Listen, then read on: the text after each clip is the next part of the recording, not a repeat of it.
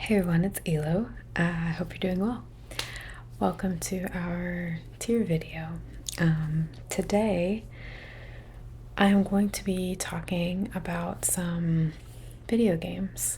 I know that I've touched on video games in a lot of different ways over the last 2 years.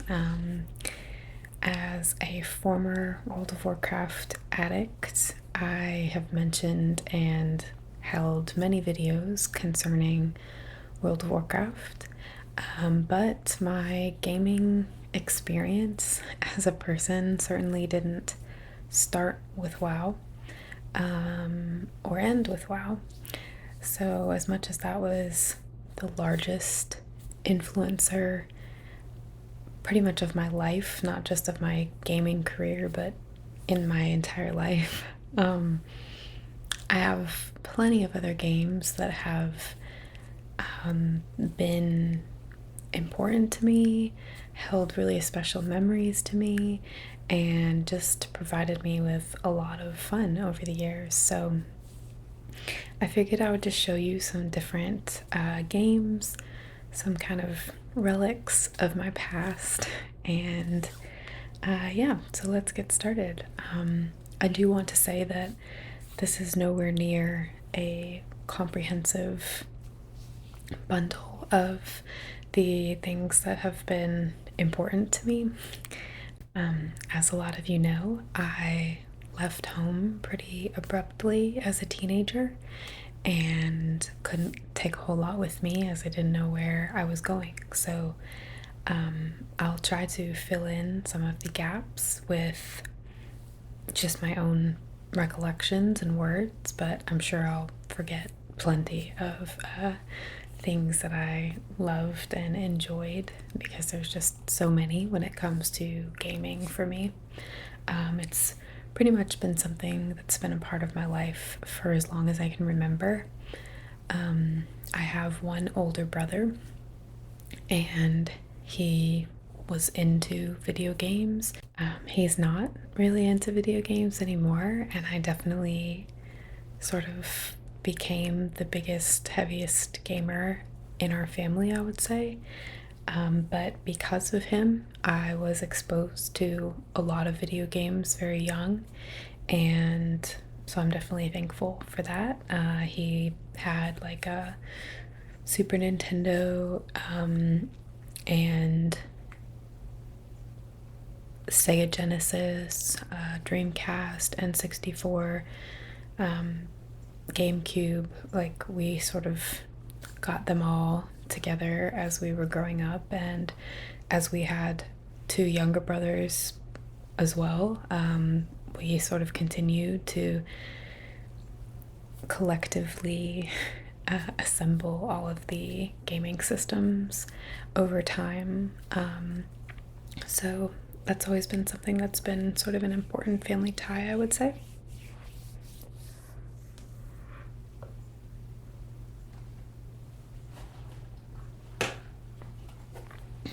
Some of the first memories were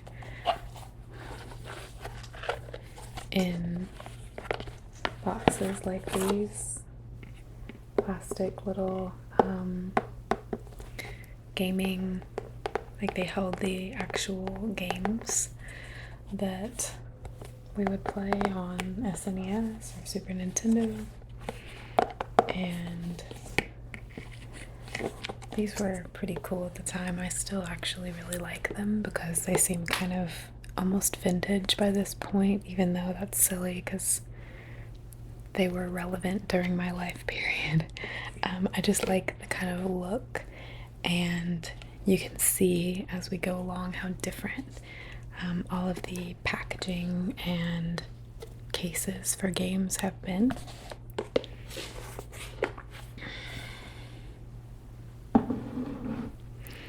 And along with that, I still have the Docs cleaning kit, which says, "Make your system play like new. Eliminates flashing, scrambled, and blank screens by removing dust and dirt buildup in game system components." And I just always remember that I really liked the way this smelled for some reason, which is probably not very good. It says it's for Nintendo Control Deck, Genesis Control Unit, Sega Master System, Atari 2600 and 7800, and the Commodore 64 or 128. And it still has some of the different solutions and cleaning tools in it.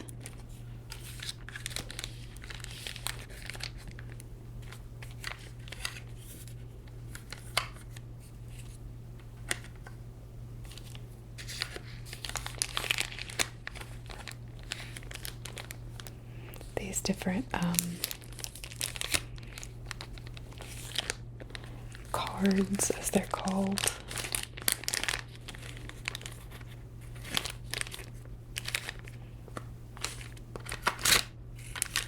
Could be used to insert into the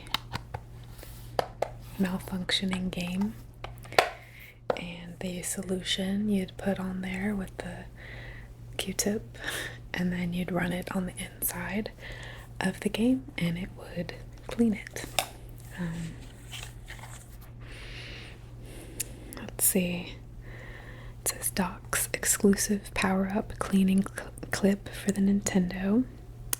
These are all the things that were included.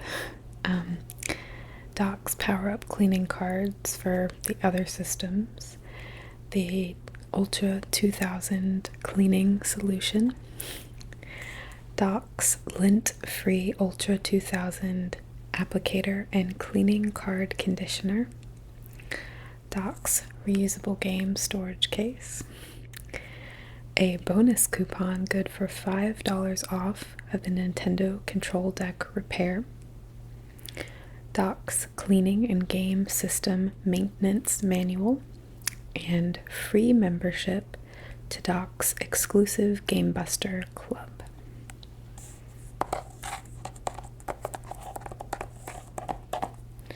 It was patent pending in 1989 out of Rialto, California. So this is one of those relics, and I was actually born in 1990. My older brother was born in 88, so these things were still pretty new, pretty relevant when we were very young, but like I said, I've probably been playing video games since I was maybe 3 years old, and aside from console gaming that we were doing, we also, sometime maybe around 94, 95, we got a home personal computer, which was I think we got it at Comp USA, and I think it was a compact computer, and it took floppy disk at the time, and we had a cousin who was slightly older than we were, whose father was tired of him playing video games all the time. So they gave us a lot of hand-me-down floppy disks, which introduced me to a load of other games that I really loved. Hugo's Haunted House or House of Horror, something like that. It was like a black and green scale floppy disk game. Most of them were side-scrolling and really neat, really cool. I would love to play a lot of those again, but they definitely were my introduction, along with like Oregon Trail, which I loved and played not only when I was very young, but also later when I was maybe in middle school. I remember refinding a site to download it from on the computer after I had lost or somehow gotten rid of the floppy disk version, and it was just like the original game, still in the same color scheme and everything. And I had so many fun memories playing that game with one of my neighborhood friends on the computer. And around that time, I think I was also playing Neopets, which I really only liked a couple of the mini games. I didn't probably play it the way you're supposed to, but in between Neopets and floppy disks, there were the CD-ROM games. These are only 4 of the ones that I have left, and honestly, some other games really meant more to me than these. One of which was Putt Putt, which I now own through Steam, actually. But also I played all of the Reader Rabbit series games, which I think taught me a lot about reading and words and speaking and spelling, which were very helpful. There was also like backyard baseball and backyard basketball, which are fun little animated cartoon games. And the Jump Start series was also really important to me. I think the earliest Jump Start I can remember was 2nd grade, and the point, as the name suggests, is to jumpstart you on the educational material that you'll be learning in school that next year. So it would have been the summer of my 1st grade year or thereabouts that I was playing Jumpstart 2nd grade, and I continued playing those through like the 6th grade version of them. I would actually love to find those online and play them again because they were just really fun. So was Reader Rabbit. But these ones are from a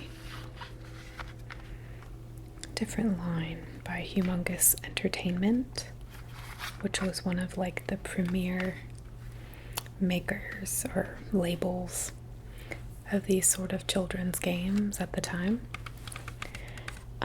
And this one is called Spy Fox in Dry Cereal. And this is for kids 5 to 10 years old. And the back cover looks like this, first of all. Once upon a time there was a booklet in the front, but I've since lost it. And it says, "Will kids be forced to endure a fate worse than eating dry cereal? Will William the kid's goat milk show up on breakfast tables and lunch trays everywhere? Who is capable of stopping such a ghastly goat? Fox, Spy Fox, the super smooth secret agent who finesses his way through Spy Corp's toughest assignments. Your kids will put their wits to the test as they help Spy Fox use a host of slick gadgets, including a laser toothbrush and suction cuff links, to thwart William the Kid's dastardly plans of dairy destruction. Monkey Penny and Quack provide clues from the mobile command center as our hero takes on a kid's cast of animal adversaries. It's an utterly exhilarating world of cartoon espionage." The system requirements were only 8 megabytes of RAM,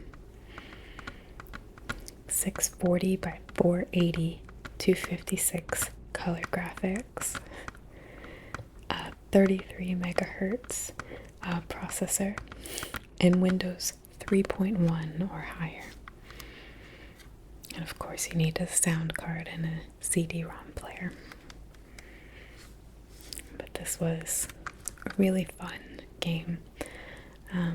I really loved being challenged like that. And there's just something really magical to me about video games. Like, you're being visually stimulated by interesting and creative things, but it's also really working your brain and forcing you to think in ways that you normally wouldn't and see things in ways that you normally wouldn't, which I think are invaluable assets. Which was another thing I loved about the Pajama Sam series, which is from the same humongous entertainment group. And here's the back cover of that. You can see Pajama Sam right there. I'm not really sure what he is in terms of like species, but fed up with his fear of the dark, Sam transforms himself into Pajama Sam, world's youngest superhero, and resolves to confront darkness.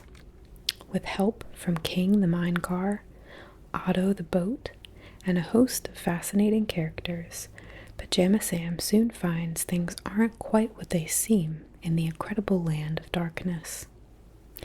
Kids direct this amazing interactive adventure through a giant treehouse, underground river caverns, and even a sunken mine. Teamwork, clever thinking, and some creative problem solving lead our hero and your kids to a surprising conclusion. Maybe darkness isn't as bad as it seems. And this one is actually for kids 3 to 8 years old, even though I still get a kick out of it 20 years later. And I also have 2 and 3, which number 2 is Thunder and Lightning Aren't So Frightening, and number 3 is You Are What You Eat, From Your Head to Your Feet. So you can tell that these games were all meant to help children with common problems: fear of the dark, fear of loud storms, and nutrition. I'm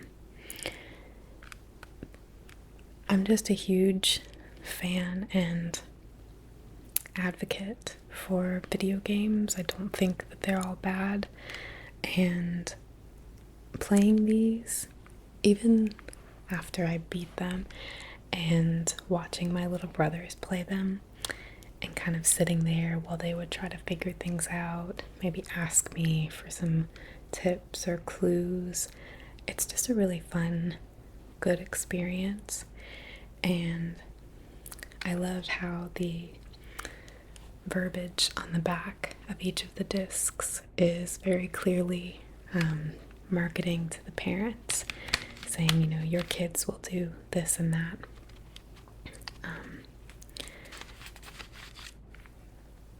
It seems like it's a long way in the past. We don't really have to have these kind of virtual or tangible, I guess, not virtual, discs anymore. Oops, I have an extra Pajama Sam game in here, which is lost and found. But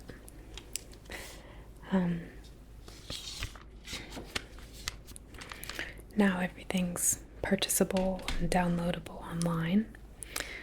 But I think that just makes there be something really cute and fun about looking at the packaging from when it was necessary to actually go to the store, and the people who were coming up with these games had to find a way to make them appealing make them something that you'd pick up off the shelf and read the description of, and then the description had to be something that you wanted to get your kid involved with.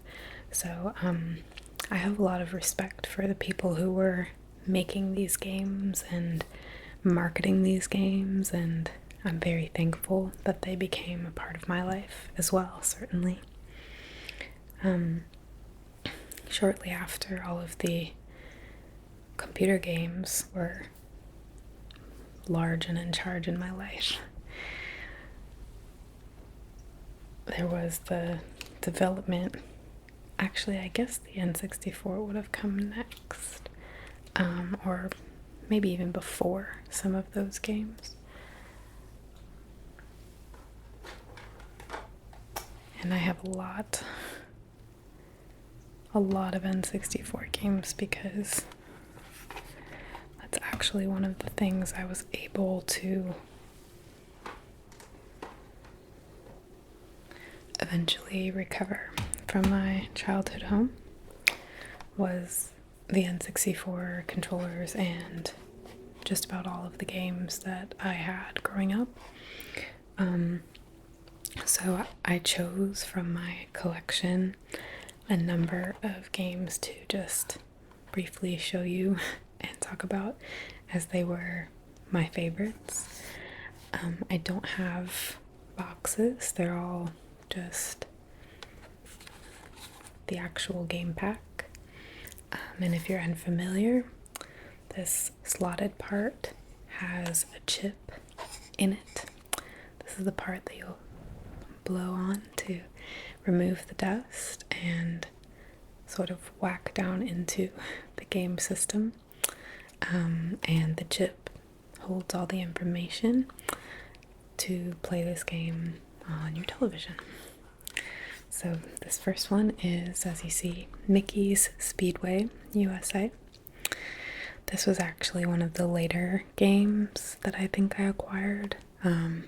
Mickey Mouse wasn't really making huge splashes in, at least in the console gaming world that I knew of, until later on.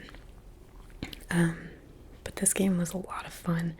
It was kind of like a more toned down racing game, as opposed to something like Diddy Kong Racing, which was a little more brutal and had a host of fun characters that some of them you knew, some of them you didn't know. But there were different game types that you could play. It wasn't just racing around a track. You sometimes had objectives, similar to also Mario Kart, which I'm sure I have here somewhere. Just a moment.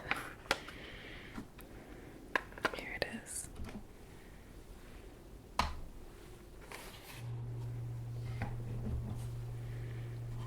So this was the classic Mario Kart for N64, and he's giving the thumbs up. And Mario Kart is still, as far as I'm aware, being improved upon, made different renditions of the game. This was like the first, and it also has, just like Diddy Kong Racing, it has different game modes that you can play.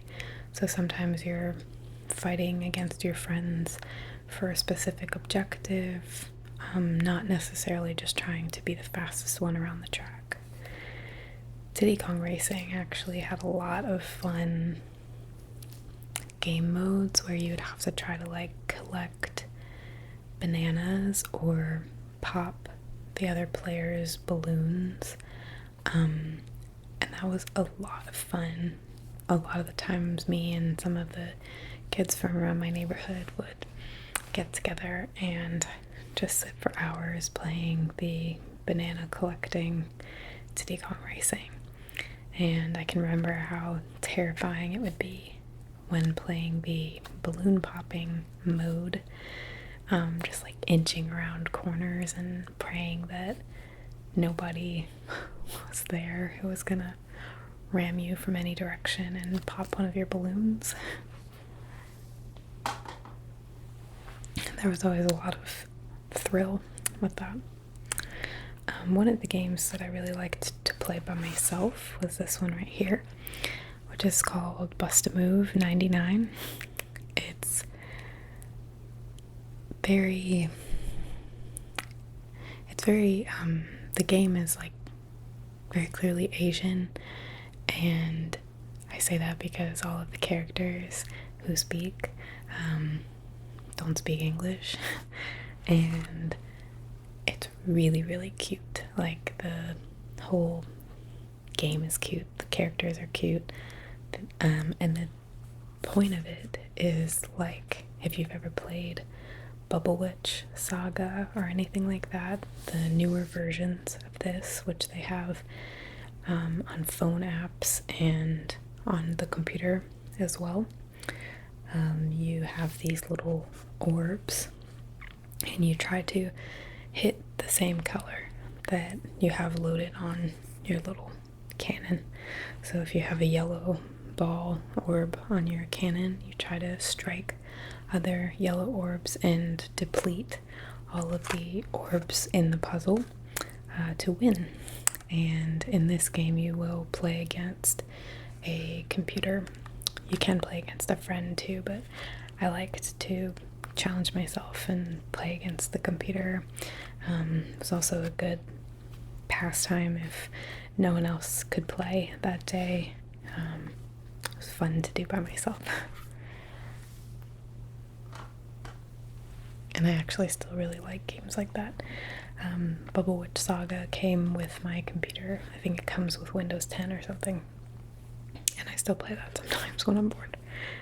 And then Yoshi's Story with its Pepsi and Mountain Dew stickers.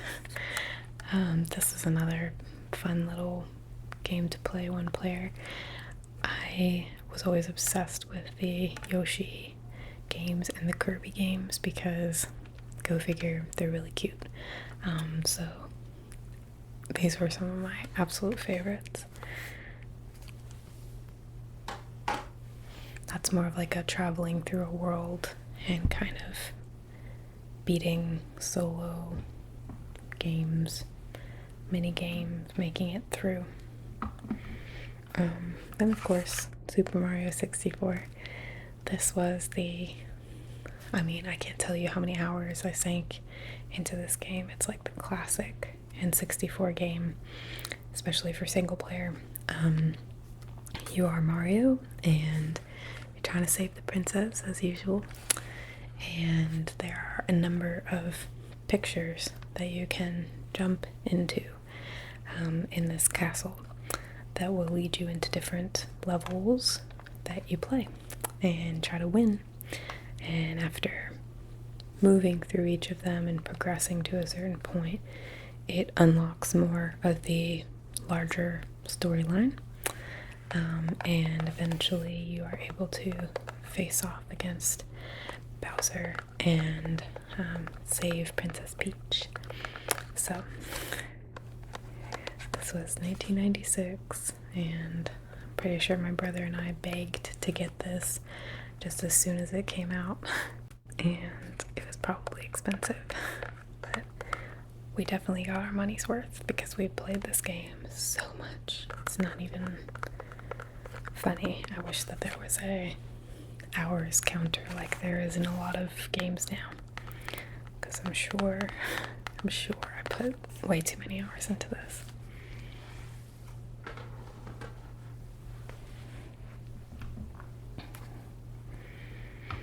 Another game that's a classic to me, but fewer people than I thought actually knew about or had this game, Snowboard Kids 2.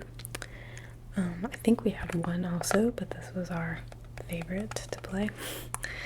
And you can kind of see if this will focus. Yeah, there we go.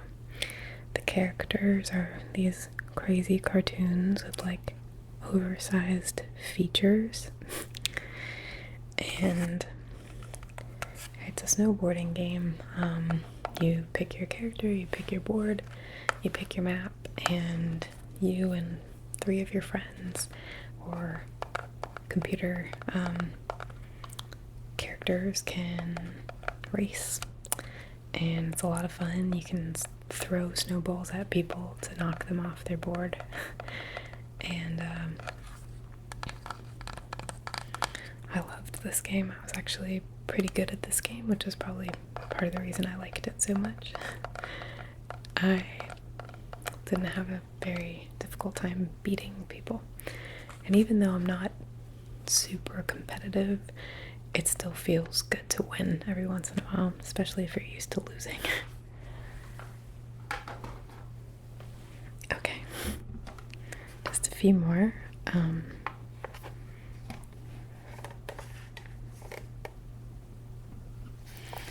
This one here, I can tell you very quickly that I never played this game as it was intended to be played.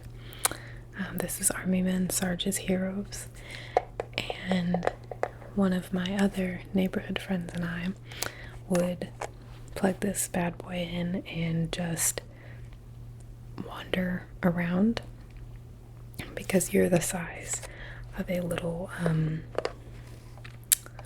toy action figure. Like, I can't remember what they're called, but you're like a little soldier. You know those little green soldiers with their feet kind of stuck together with plastic? You're one of those, essentially.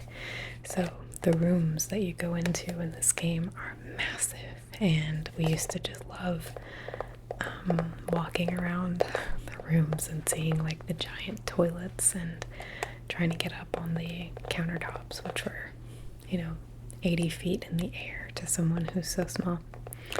So I don't know the intention of this game. I just know that it's a lot of fun if you want to feel like a very, very, very tiny person. If you want an ant's perspective, you can get it in this game. That one just has a lot of good memories. And then the final 2 here are my special games. Tony Hawk Pro Skater and Zelda.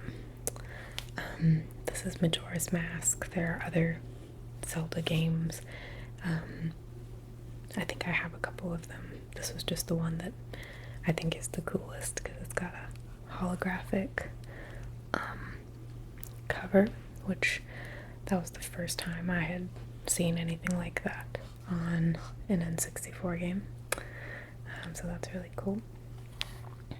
And Tony Hawk's Pro Skater is obviously blue, but both of these games were incredibly huge when I was growing up. Tony Hawk, not only was it a fun little skateboarding game, it also had like great soundtracks every time, so you learned a lot of your favorite new songs from Tony Hawk. I think especially Pro Skater. And then Zelda,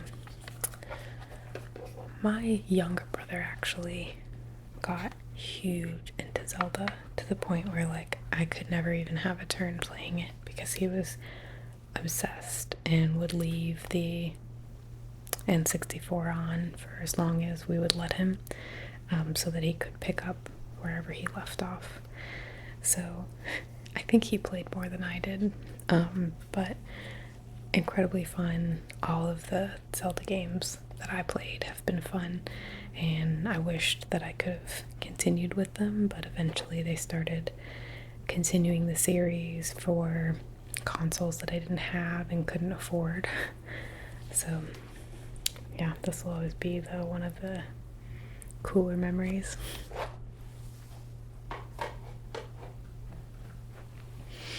Another gaming phenomenon that we can't ignore would be handheld gaming. And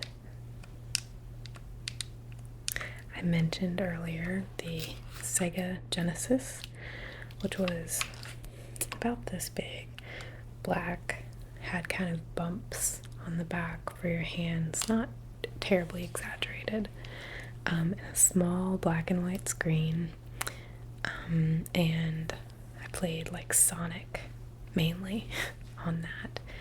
That was my first handheld experience that I remember. And the next one that was really significant to me was Game Boy. This was actually my second Game Boy. The first one that I have is blue, and I should have brought it in here, but I didn't. You'll notice though this one is special because it's a color edition, and I didn't actually get a Game Boy Color until a couple years after. Probably it was popular to have a Game Boy Color because they were really expensive, and the games for these were a lot smaller. They fit into this little slot, although they were similar to the N64 style of being a game deck rather than like a CD. So even the games were expensive, but this is where the craze of playing Pokemon originated. So if you didn't know, the cool thing was to have a Game Boy and to have Pokemon, red, blue, gold, whatever you had, and eventually you could I'm pretty sure you ended up being able to battle people through Game Boy. I can't remember if this system did that, but it has a little speaker here. It's purple, which is my favorite color, and I liked that it's kind of see-through, so you can really see all of the components that are making it work, and I thought that that was just so cool. After all this time of playing all these different games across all these different systems and seeing how they don't look the same, they have different aesthetics, some of them are faster than other ones, I became very interested in the actual hardware of what is making this work, how is it working. It's actually kind of amazing. I didn't become like a game developer or something, but yeah, so I really wanted this one when it was time to upgrade to the Game Boy Color. I just had to have one that was looking like this, to where I could see everything inside. I thought that was so cool. I've actually since not learned as much about consoles because PC gaming really took back over my life. When I found World of Warcraft in 2005, 4, something like that. But I did learn how to build a computer eventually, so that's a little something I can do that I'm pretty proud of. Before that though, we also had the Xbox. And I don't have a copy of Halo 1.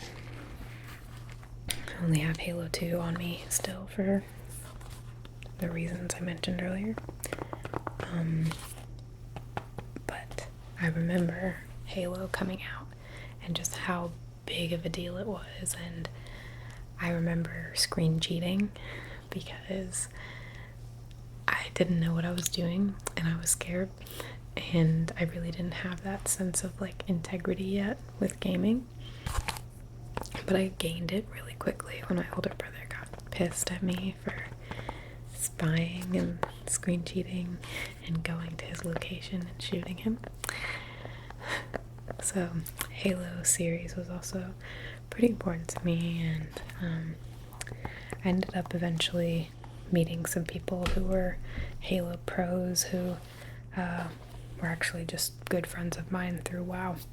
So I played with them sometimes too, even though they could really kick my ass.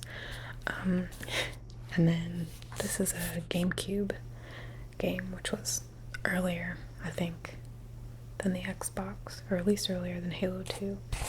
And this is another rendition of Mario Kart called Double Dash. And this game was actually one of the few that brought my whole family together. We all loved playing this game. My brothers and I used to face off all the time. We have had so many inside jokes with the voice lines and the maps and the abilities in this game. I really think that in terms of having fun with family on a video game, this was like takes the cake easily. And I also brought this game called Blur, which is a racing game, which is my favorite type of console game. I think is a racing game. I love playing racing games. And this one was different. It was really fun. It had all these different symbols, some of which were newer to me based on other games that I had played. And this was actually one of the few games I ever played on live.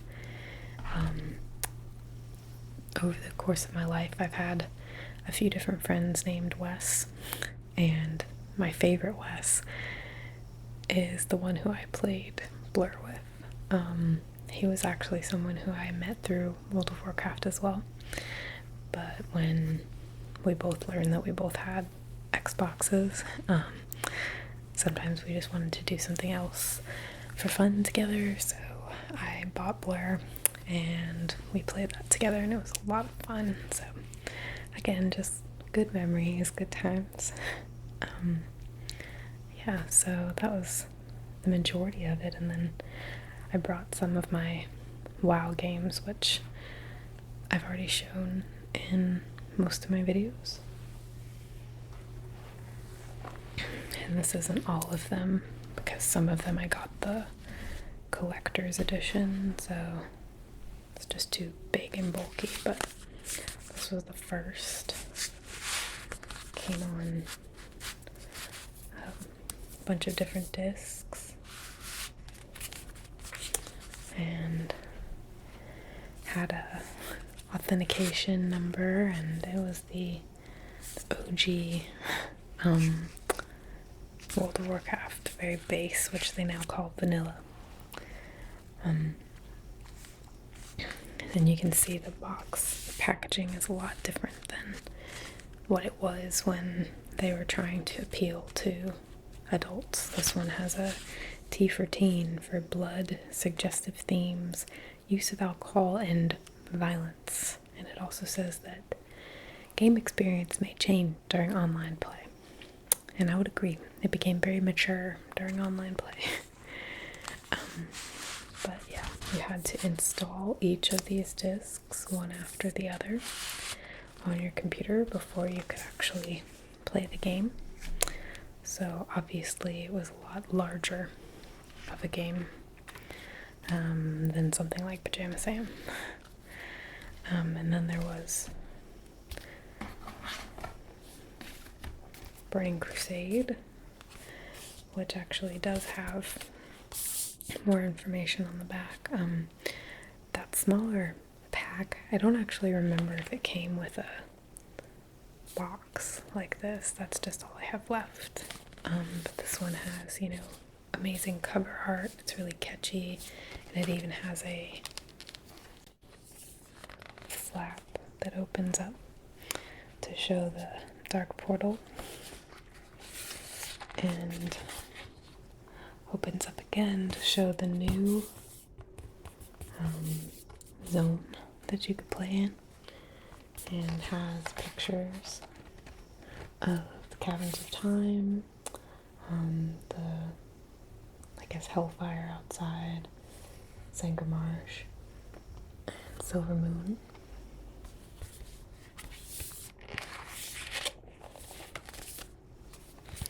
And the back of the box says, official game expansion to the game of the year. You've taken Azeroth by storm. Now, a dark frontier awaits. Beyond the dark portal, the sinister agents of the Burning Legion have renewed their demonic crusade to consume the magic of the universe and lay waste to all in their path. From the black horrors of Hellfire Citadel to the opening of the dark portal itself, an infinity of new experiences await. Pilot flying mounts. Navigate the shattered skies of Outland astride nether dragons, wyverns, and other flying mounts. Many of Outland's most remote and dangerous regions are accessible only by air. Battle to level 70. Continue your rise to power all the way to level 70. Then unlock a world of new possibilities, piloting flying mounts, exploring the fabled towers of Karazhan, battling in the caverns of time, and much, much more. Master 2 new bold races. Whether embracing the mystical energies of the Blood Elves or unleashing the light-given power of the Janai, new realms of power and possibility await. Seize the dark frontier. Explore the entire new continent of Outland, the shattered remains of the once beautiful orc homeworld, Draenor.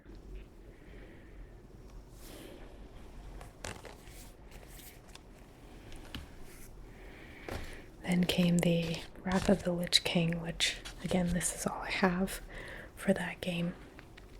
I did get a really cool poster out of the window of the EB Games that I went to the midnight premiere of this game for. In this little case, I don't remember if it came with anything else. And then the only other one I have that's not the collector's edition was Cataclysm.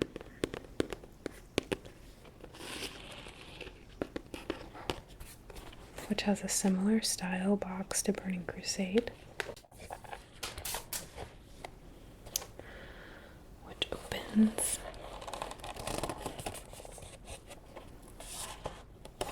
just once, I guess. And you can see how updated the graphics are by this point, how detailed the goblins are. This was when goblins were first introduced as a playable race. And it says, "A new age has begun. You've toppled the undead armies of the Lich King and brought Arthas to his knees. Now the Breaker of Worlds, Deathwing, has burst forth from the heart of the Maelstrom and unleashed his rage upon the land and sea. Azeroth has been changed forever, and you must enter the elemental planes in an epic quest to stop the Destroyer from shattering the world itself. Discover a world transformed. Return to Kalimdor and the Eastern Kingdoms to find them scarred by Deathwing's rage. From the devastated Badlands to the broken Barrens, the transformed lands of Azeroth host new quest lines, new enemies, and new rewards. Level 85 awaits. Rise to new heights of power as you enter the elemental plane of Deepholm. Defend the Abyssal Maw from a horrific kraken.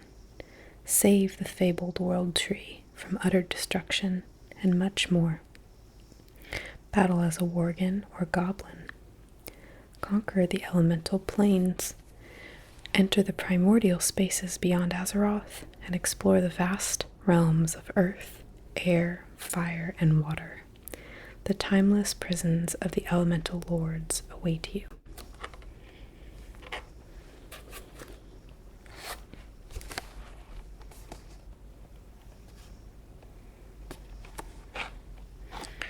So by this point in time, you needed an internet connection to play these games, and it's just so different, and the worlds were obviously bigger and more developed and more intricate, and you're playing with millions of other people. It's a long way to come from sitting in your basement you know, being scared that someone's gonna pop your balloon on CD-ROM racing.